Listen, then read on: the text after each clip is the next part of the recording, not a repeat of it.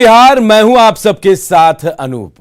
और आज बेहद खास दिन, क्योंकि आज से चैत्र नवरात्र की शुरुआत हो गई है। आज नवरात्र का पहला दिन है और आज मां शैलपुत्री की पूजा हो रही है। कोरोना काल में नवरात्र का त्यौहार काफी कुछ बदला हुआ नजर आ रहा है। कई मंदिर बंद हो चुके हैं और ऐसे में लोग घरों में ही मां की आराधना कर रहे हैं।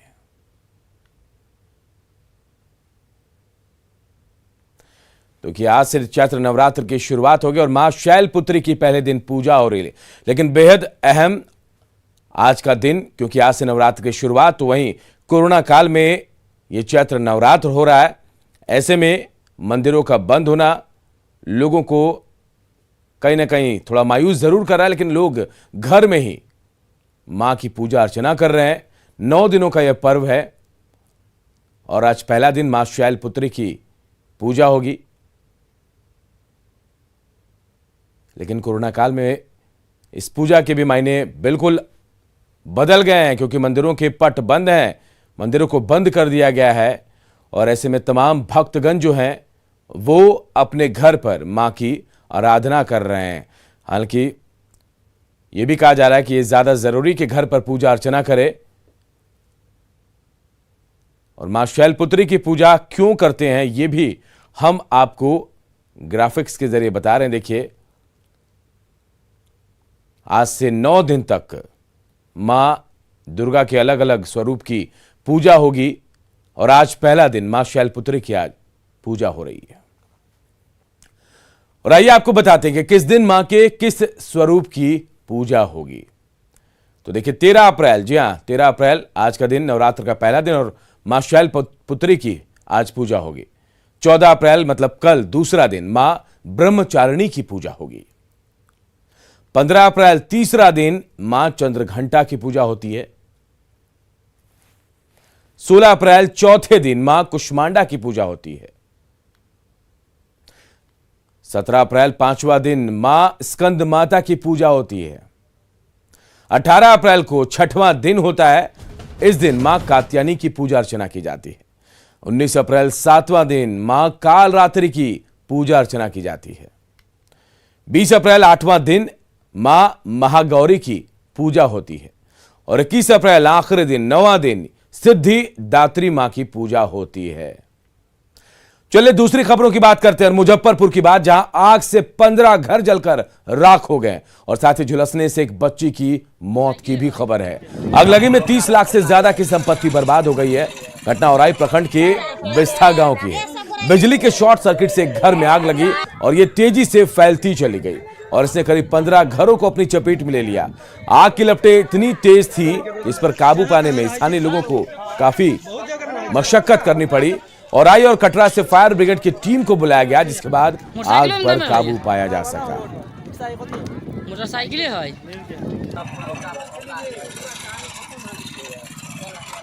देखिए, आग से लाखों का नुकसान हुआ है। मुजफ्फरपुर से तस्वीर हम आपको दिखा रहे हैं।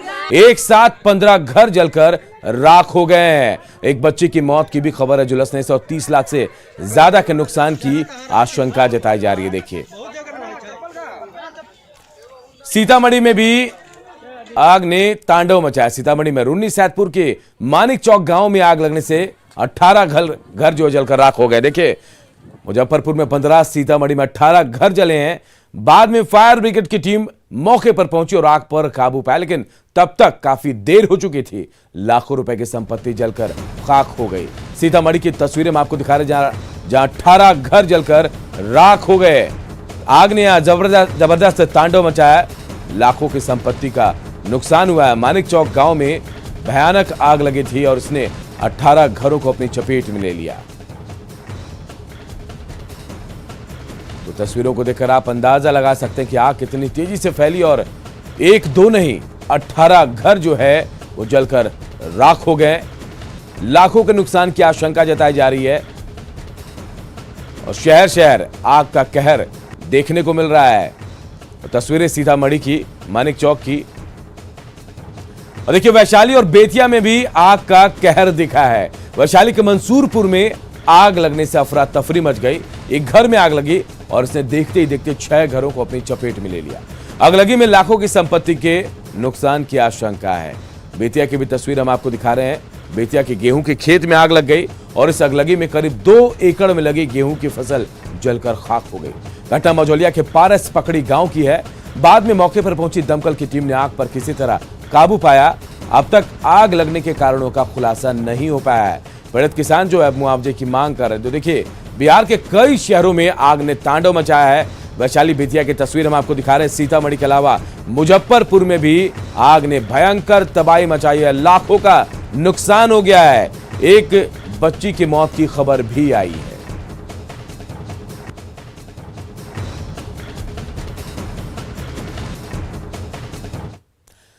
जिस बेटे को एक मां ने सालों साल अपने ममता की आंचल में पाला पोसा और रखा था, वो बेटा एक दिन चिरनिद्रा में सो गया, कुर्बान हो गया अपने कर्तव्य के लिए। लेकिन मां का दिल तो दिल होता है। उसने भी साथ जाने का ठान लिया और एक साथ एक घर से 2-2 अर्थियां उठ गई। लेकिन शहीद की बेटी के सवाल सिस्टम का सीना छल्ली कर रहे हैं। रहने को सदा दहर में आता नहीं कोई, तुम जैसे गए ऐसे भी जाता नहीं कोई। रविवार को एक परिवार से 2-2 अर्थियां उठी, एक मां और एक बेटे की।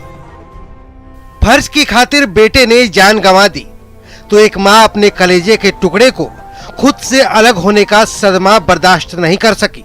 एक साथ इस परिवार का आंगन सूना हो गया। बच गए तो हजारों सवाल जो एक बेटी अब व्यवस्था से पूछ रही है। मेरे डैडी ईमानदार थे, इसीलिए उनको ये सजा मिली। ईमानदारी के बल पे इतने दिन नौकरी करने के बाद ईमानदारी से 5 साल पहले हमने घर लिया, उसका भी लोन नहीं दिया था और मेरा एडमिशन उन्होंने इतना लग के करवाया। मेरा भाई अभी वो अग्नि क्रिया करेगा, अभी वो आग देगा, सोचिए कैसे देगा। बड़ा होगा तो क्या बताएंगे उसको कि पुलिस ऑफिसर भी नहीं, कुछ पुलिस डिपार्टमेंट के ही लोगों ने मिलकर मार दिया डैडी को। तो क्या लग रहा है इस घटना के पीछे क्या किस तरह की साजिश है? साजिश ही है। उन्होंने किशनगंज शांत इलाका था, इसीलिए उन्होंने गन का इंचार्ज नहीं लिया था। तब उनको रेड पे बंगाल कैसे भेज दिया? किशनगंज में कुछ होता तो कोई अलग बात थी, बंगाल भेज दिया। और बंगाल में वहाँ की पुलिस नहीं आई। पहले किशनगंज से पुलिस जाना जरूरत था। बंगाल में और कोई स्टेट नहीं था और कोई लोग नहीं था और कोई पुलिस इंस्पेक्टर नहीं था। मेरे डैडी ही थे। और उसके बाद बाकी जो लोग उनके साथ गए थे वो सब वापस बच के आ गए सलामत एक खरोच के बिना। मेरे डैडी, इंसाफ, इंसाफ, जल्द से जल्द इंसाफ। थानेदार बेटा शहीद हो गया, इसीलिए मां ने प्राण त्याग दिए। लेकिन इन 3 मासूमों का क्या होगा जिनके माथे से पिता का साया हमेशा हमेशा के लिए उठ गया? सवाल सिस्टम से है, सवाल उस तंत्र से है, सवाल उस मां माटी मानुष की सियासी आंच पर रोटी सेकने वालों से है। किस मां के सम्मान की बात करती थी? साथियों, आपने देखा पढ़ा होगा कि बिहार के पूर्णिया जिले के गांव में कल एक मां और एक बेटे की चिता साथ में जलाई गई। बहुत हृदय विदारक दृश्य था। मां की मृत्यु अपने बेटे की हत्या के सदमे से हुई थी। कौन था वीर जवान? वो वीर जवान 2 दिन पहले अपने कर्तव्य का पालन करने बंगाल की धरती पर आया था। जाहिर है बंगाल से निकली बेरहमी के लिए बिहार की हर आंख में आंसुओं की शक्ल में सवालों का सैलाब खड़ा है, जिसका जवाब देना होगा। पूर्णिया से कुमार प्रवीण के साथ bureau report, news 18 network. Kishanganj दारोगा हत्याकांड को लेकर पूरे बिहार के लोगों में आक्रोश देखा जा रहा है। शहीद दारोगा अश्विनी कुमार के ससुराल में भी लोग दुखी और नाराज हैं। सहरसा के बिशनपुर गांव में अश्विनी कुमार की शादी हुई थी। यहां के लोगों ने इस हत्याकांड को साजिश बताया है। सरकार से सीबीआई जांच की मांग करते हुए दोषियों को फांसी की सजा देने की मांग भी की गई है। बिशनपुर गांव में जो सहरसा जिला का गांव है और यह गांव शहीद थानेदार अश्विनी कुमार जी का जो है वो ससुराल है और इस गांव में भी एक मातमी सन्नाटा देखा जा रहा है। यहाँ तो बहुत हम लोग इससे दुखी हैं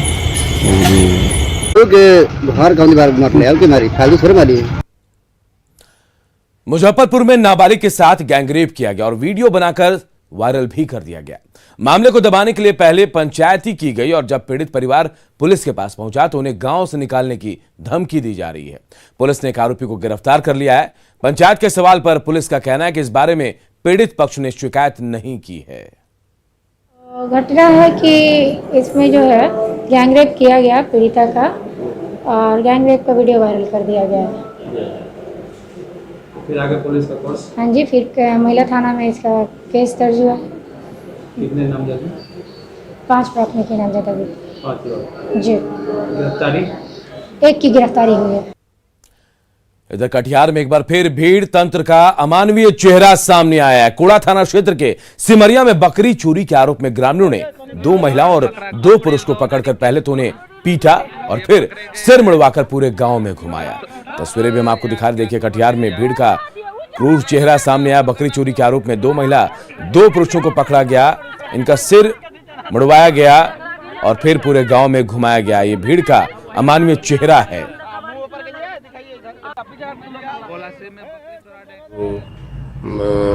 पीड़ित व्यक्ति है, उनके द्वारा जब आवेदन दिया जाएगा तो उसमें जो भी इस तरह की गलत काम किया उनके विरुद्ध हम लोग कार्रवाई करेंगे। प्राथमिकी दर्ज की जाएगी और गिरफ्तारी की जाएगी। पटना में उत्पाद विभाग के सिपाही पर शराब के साथ पकड़ा एक युवक को 70,000 रुपए लेकर छोड़ने का आरोप लगा है। पीड़ित युवक की माने तो कदमकुआं के चूड़ी मार्केट के पास पुलिस ने उसे 1 बोतल शराब के साथ पकड़ा था, जिसके बाद पुलिस ने उसे छोड़ने के लिए 1 लाख रुपए मांगे। बाद में 70,000 रुपए में मामला तय हुआ। इसके बाद उत्पाद विभाग के सिपाही ने 70,000 रुपए लेकर युवक को छोड़ दिया। पीड़ित युवक ने इसे लेकर एक ऑडियो भी जारी किया है। इसमें सिपाही ये धमकी दे रहा है कि ज्यादा चालाकी करने पर वो युवक को भगोड़ा घोषित करवा देगा।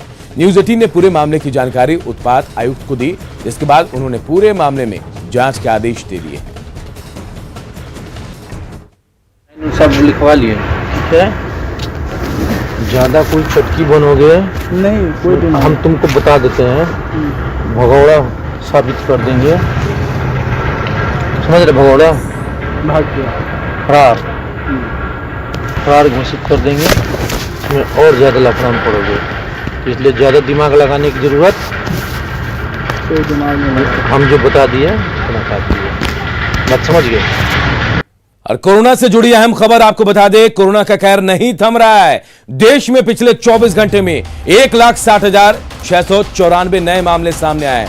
इसके अलावा देखिए, भारत में एक दिन में कोरोना से 880 लोगों की मौत हो गई है। हैरान करने वाली खबर, लगातार कोरोना कहर बरपा रहा। बिहार की बात करें तो एक दिन में 2,999 कोरोना के नए मरीज मिले हैं और कोरोना से 24 घंटे में 7 लोगों की बिहार में मौत हुई है।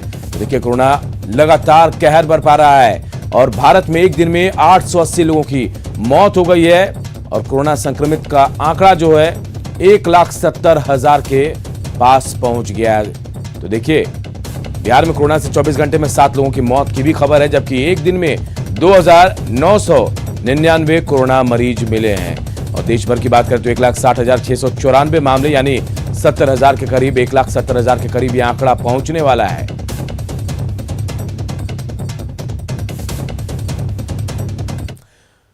हाजीपुर के सदर अस्पताल में कोरोना जांच के नाम पर पैसे लेने का आरोप लगा है। कोविड जांच केंद्र के कर्मी द्वारा जांच के लिए पैसे मांगने का आरोप है और उसका एक वीडियो भी वायरल हुआ। इसमें कर्मचारी पैसे की मांग कर रहे हैं। पूरे मामले पर सदर अस्पताल के सीएमओ अनिल कुमार शर्मा ने कहा कि पूरे मामले की जांच के आदेश दे दिए गए हैं और अगर वायरल वीडियो में थोड़ी भी सच्चाई होगी तो कड़ी कार्रवाई की जाएगी। देखिए ना, इतना हो तो 100 रुपया बोल दिए हैं, नहीं है चल तो सुनिए। 50 बार नहीं है ना, सुनिए 50 रह जाएगा। रखे तो कथी नहीं होगा, हमको अपना पॉकेट से नहीं देना है, फिर हमको पॉकेट से नहीं देना है।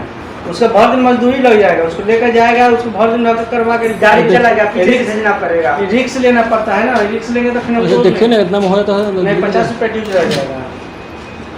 बोल दिया तैयो मतलब नहीं भैया, ये उल्टा काम करवा के देना, रिक्स हमको बोलेगा 100 रुपया।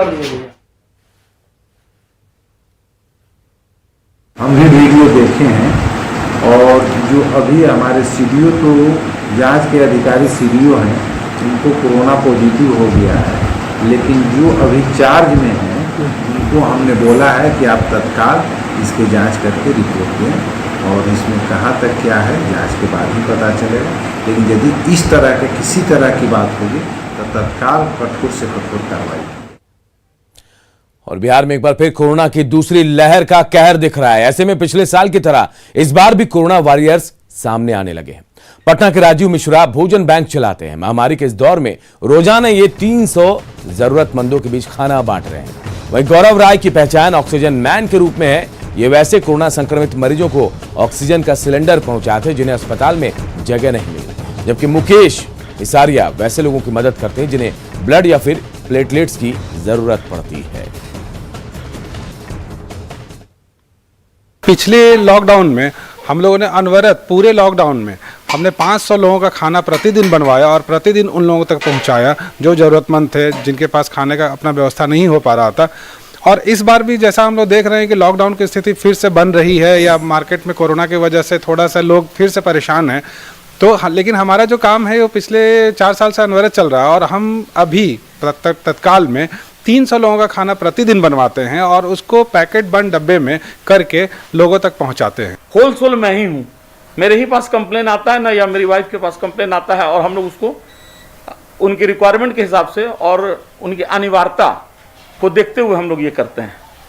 तो दिक्कत ये आ रही है अभी सबसे बड़ी, उसमें कैटेगराइज करना सबसे मुश्किल हो रहा है, किसको ज़रूरत है किसको नहीं ज़रूरत है। इस तरह के पूरे बिहार में लगभग 4000 बच्चे हैं। इन बच्चों को 5-5 लोग अगर हम लोग गोद ले लें तो इनकी परेशानी को हम लोग कम कर सकते हैं। इनको दूर दूर से यहाँ आना नहीं पड़ेगा ब्लड चढ़ाने के लिए, और कोरोना काल में अगर हम इन बच्चों की मदद करेंगे तो ईश्वर हमारी मदद करेगा।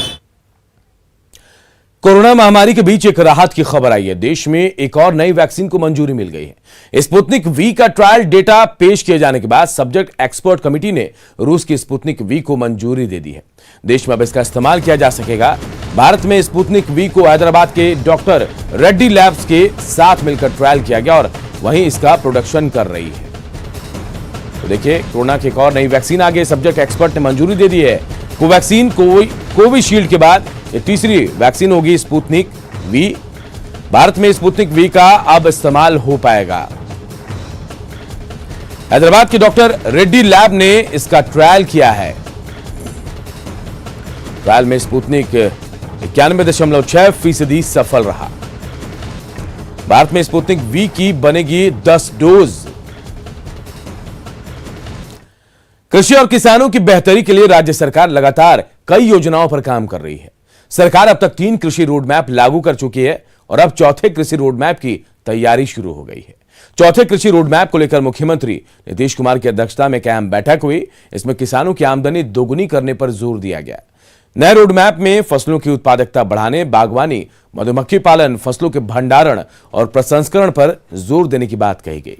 चौथे कृषि रोड मैप में मौसम अनुकूल खेती और जल जीवन हरियाली पर भी फोकस किया गया है।